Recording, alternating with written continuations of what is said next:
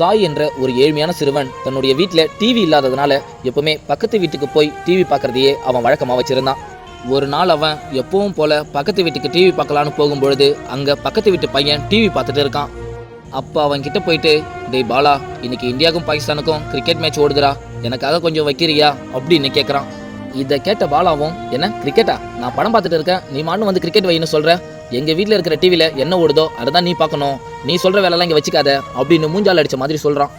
இதை கேட்ட அவனும் ரொம்ப சோகமாக அந்த வீட்டை விட்டு வெளியே போகிறான். இதை எல்லாத்தையுமே கவனிச்சுட்டு இருந்த பாலாவுடைய அப்பாவும் பாலா கிட்ட போயிட்டு, எதுக்காகப்பா நீ அவனை மூஞ்சால் அடித்த மாதிரி பேசுகிற, நாளை பின்ன அவன் நம்ம வீட்டுக்கு வரவே அவன் யோசிப்பான், ஏன் இதனால் உங்கள் உறவே கூட முறிஞ்சு போயிடலாம் அப்படின்னு சொல்கிறாரு.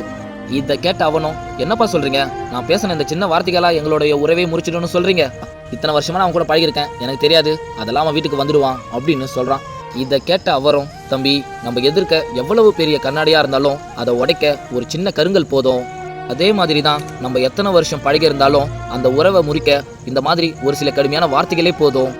அதனால தான் சொல்கிறேன், இதுக்கப்புறம் நீ பேசுகிற வார்த்தைகளை மற்றவங்களை புண்படுத்தாத மாதிரி பேச கற்றுக்கோ, முதல்ல அவன்கிட்ட போயிட்டு மன்னிப்பு கேளு அப்படின்னு சொல்கிறாரு. இந்த குட்டி ஸ்டோரி பிடிச்சிருந்தா மறக்காமல் லைக் பண்ணுங்கள்.